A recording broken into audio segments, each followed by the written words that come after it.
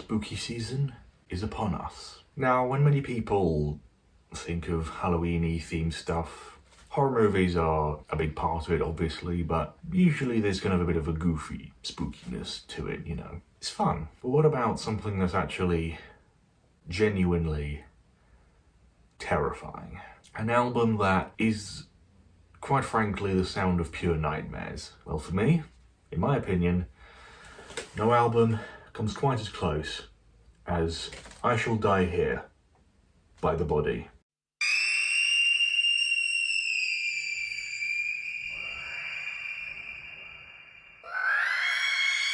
The Body are a experimental metal, sludge metal band formed in the late 90s. They have several albums in sort of this experimental sludge metal style, typically slow, droning, heavy, but again with heavy use of experimentation here and there. They've collaborated with loads of different bands, for example, doom metal band Thou, grindcore band Full of Hell. They've been just all over the map of extreme music, going into the realms of power electronics and harsh noise and stuff like that. But for me, the most nightmarish album damn near ever created, outside probably stuff made by Gnaw Their Tongues, is their 2014 album, I Shall Die Here. Now, as well as the band members, because they're just a duo, this album was produced by The Cloak, which, for those who are unfamiliar, he's done his own dark ambient albums, which are their own brand of dark creepiness, but also the man behind the name of The Cloak did the soundtrack for Midsommar. So yeah, like horror movie soundtracks are already very much in the DNA of this album. I first came across The Body through their collaboration album with Full of Hell, One Day You Will Ache Like I Ache. Again, that combination of that slow, drony, sludge, doom metal of The Body with the absolutely chaotic noisiness of Full of Hell just blew me away immediately, and this was the first album of The Bodies that I checked out, and I'll admit, it's like nowadays it takes a lot to genuinely scare me just through music alone. This album just time and time again achieves that so well, and this may just be my opinion on it, but like this is pure nightmare fuel in auditory form. I don't know how else to put it. It's just 6 tracks, just shy of 40 minutes, and I'm gonna try and do a little bit more sort of like the visual stuff that goes on in my head when listening to this album, because oof, it's freaky stuff. So track 1, To Carry the Seeds of Death Within Me, immediately starts off with this shrill scream that sounds like, you know, it sounds like a human scream.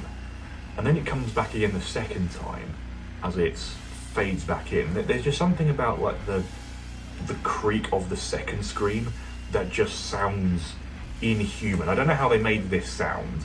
There's some sonic manipulation going on there, because that uncanniness already unsettles you. And it's just this shrill scream that just goes on and on and on. The drums come in slow, distorted, and just this pounding sound of something utterly horrific and monstrous is approaching, and you need to hide. It's the best way I can describe it. Then Chip King's guitar comes in, low, sludgy, brooding, just adding to the oppressively dark, anxiety-inducing atmosphere that they've already just thrust you into. And then the vocals as well. The Body's vocals, performed by guitarist Chip King, are unique to say the least. They are not your typical form of sludge metal harsh vocals. They are shrill, uncanny, unhuman. Like, I think it was Anthony Fantano from The Needle Drop referred to them as sounding like some human pig-man hybrid being tortured to death. It sounds like that. It is just that inhuman, uncanny quality that is just so freakishly unsettling, and then it just goes on, and it's just horrible, but in the best way possible, before there's just this immense distorted cymbal hit and everything just goes quiet, and you've just got this 808 slowly thrumming in the background while the vocals shrieking over the top this same line repeated over and over again. That I'm not sure what the things are. It's really hard to decipher what the actual words are in the lyrics. It sounds something like the title, like "to carry the seeds of death within me." It sounds like, I'm pretty sure he's just repeating that line over and over again. It's sort of what it sounds like, but not quite. Again, adding to that uncanniness. Before then, the first real nightmarish moment comes in.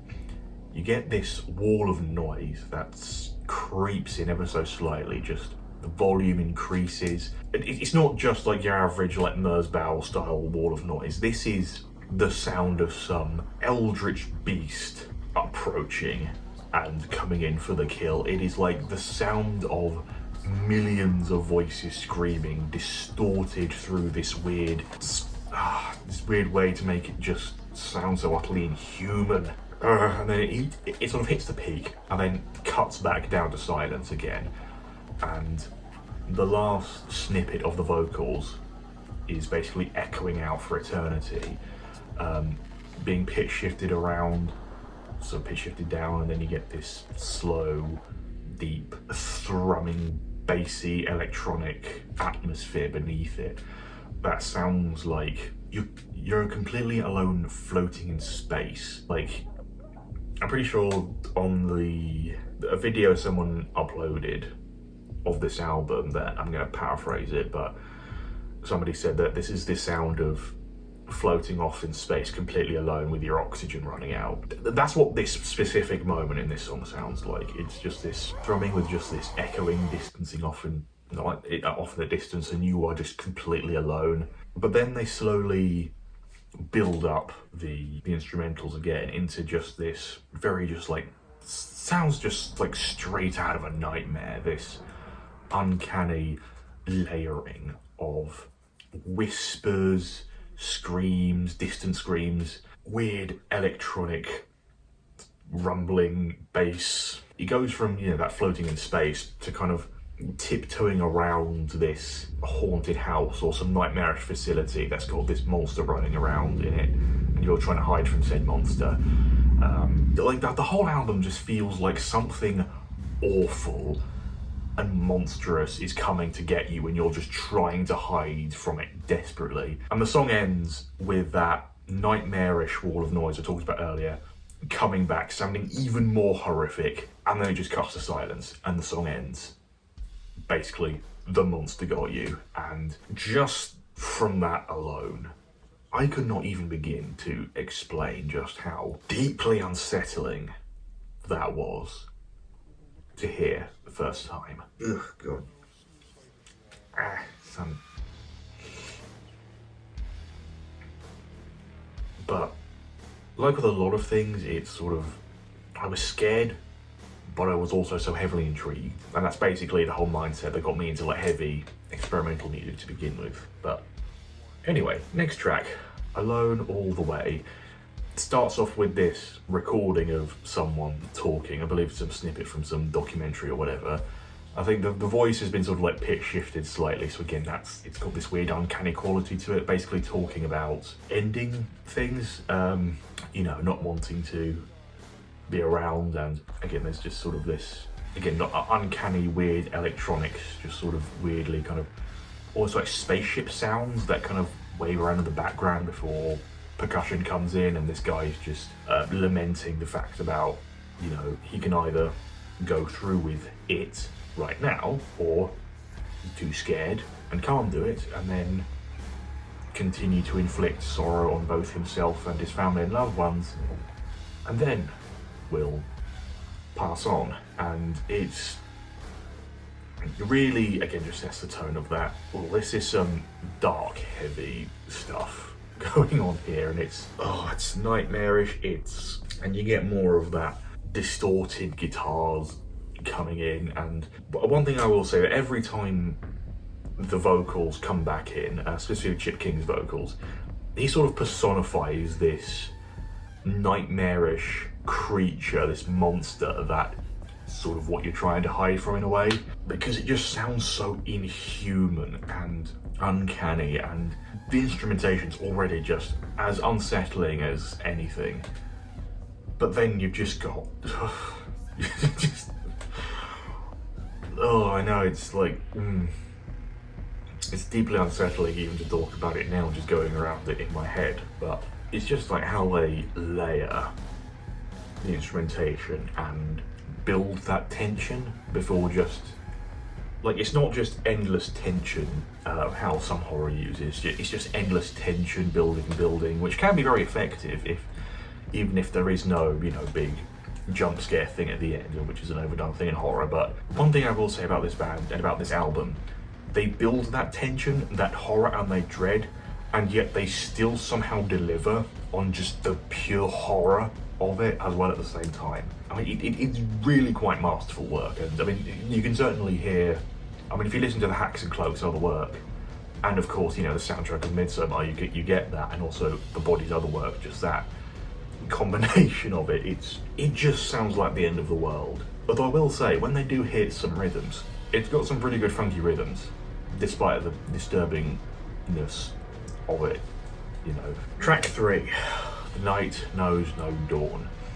Probably the most directly horror movie soundtrack sounding song, at least in the intro. You've got that distinctly low, sludgy, distorted guitar, but with these shrill, dissonant strings over the top that,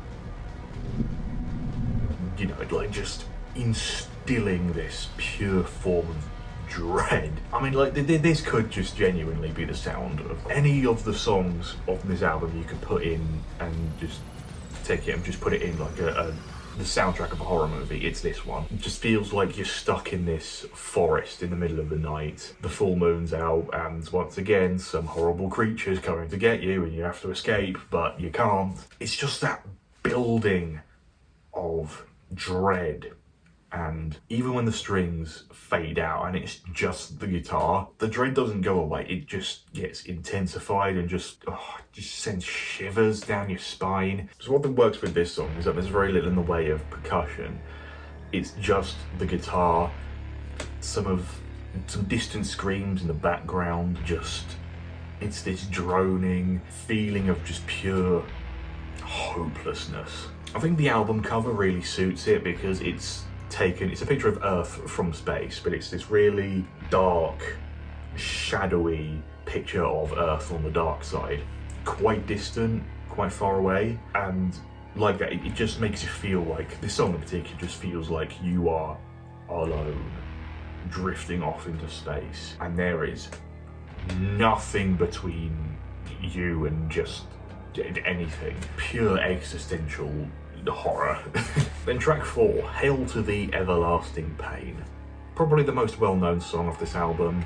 This song features someone else's voice. I don't know who does like the other vocals, like, I mean, Chip has his normal, you know, shrill vocal styling on this album, on all this stuff. But you got other stuff that just sounds like there's another voice. I don't know if it is him doing a different voice or another person, but it genuinely sounds like harrowing screams of someone who is deeply mentally ill. Again, just like completely incoherent as to what the actual words are that they're saying. The way the visual I get of this song in particular is, again, it's very much that dread that is pertinent throughout the whole album, of trying to hide from some creature of some sort. And this person's scream, like the mad screams, are like something or someone that is with you that is sort of losing their mind, and you're just sort of trying to be like, oh, shh,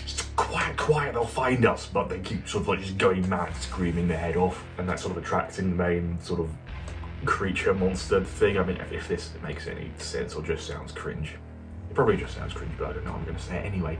So you manage to silence them for a little bit and you're hiding, and then they start screaming all over again, and then you get the sound of, I think it's literally a sample of like a gunshot, but then those shrill screams come back And it just feels like, oh, the monster's found you, and you're just now faced with this almost, you know, like eldritch Lovecraftian beast that you cannot quite comprehend, but you're terrified regardless. And it's like just shivers and terrifying, and oof. And it's like you just got the pounding, the footsteps, and just, it's really difficult to do a scary thing and really sustain the scariness, I feel, in horror, because you have the jump scare, obviously, or something jumps out at you and you go like, oh, which, you know, it's often a cheap thing, but then you have the building tension, of course, and a lot of like more psychological horror and that building tension is very, you know, lets your imagination do the work. But to make something that genuinely makes you terrified and sustains you in that terrified thing, like not just that tension of that worry of something bad's going to happen, it's the bad thing that's happening, and it keeps happening, and it just sustains that. It's really difficult to do that in any forms of horror, and this is one of the few sort of, I mean, I don't know if you'd classify this album as horror. I would. They managed that somehow, and I mean, I've listened to this album several times and it doesn't scare me quite as much as it did the first few times, but it is like the absolute worst part of every nightmare you've ever had. So then track 5, Our Souls Were Clean. It starts off sort of like your more standard industrial kind of instrumentation vibe, sort of more ambient stuff. There's a little moment of like a reprieve, and then it just slowly disintegrates into just pure evil and horror. And again, it just descends to that noise, that distortion, that screams. There's not much else I can really say about that, to be honest. It's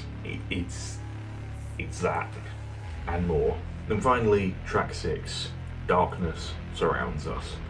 Follows on a little bit from the previous track. It starts off a little bit softer, but still quite dark and foreboding, and then just descends into just pure destruction at the end. This one it's far more subdued for longer, far more quiet, that dark ambient, that slow burn, that slow build of tension. The distortion comes in, the heaviness, the overwhelming, cataclysmic, just like it's a house in an earthquake that's just falling on you. That feeling before it then just fades out into this feedback loop that just, you know, hums on for the final few minutes, and it just gives you that moment to just look at, just you know, it's a brief little reprieve, but just still just leaving you in the wake of just pure horror and this apocalyptic soundscape that it's just subjected you to. I don't know how else to say it. It is fucking terrifying. You may disagree with me, you may think, no, he's a fucking pussy-ass bitch, you can't handle this bit of music, it's not that scary, it's not scary at all. Yeah, sure, you do, but I love this album, despite how scary it is. I think it's great. If you want something really fucking scary this Halloween, give it a listen if you haven't already. Something a little less scary for next week, though, so we can worry about that for some other time. But yeah, like I said, kind of like the more, as a break from this darker, scary side of the horror, you go to the more warm, cozy, fun, goofy side of Halloweeny stuff for next week. And if you're familiar with the YouTube music scene, a certain band that appears every October, I think you might know. I did have their shirt. I don't know what happened to it. It might have got rid of it because it had a lot of holes in it, but that's for later. Anyway, doesn't matter. But you'll see that for next week, and I'm looking forward to making that one. So I'll see you then. Good evening.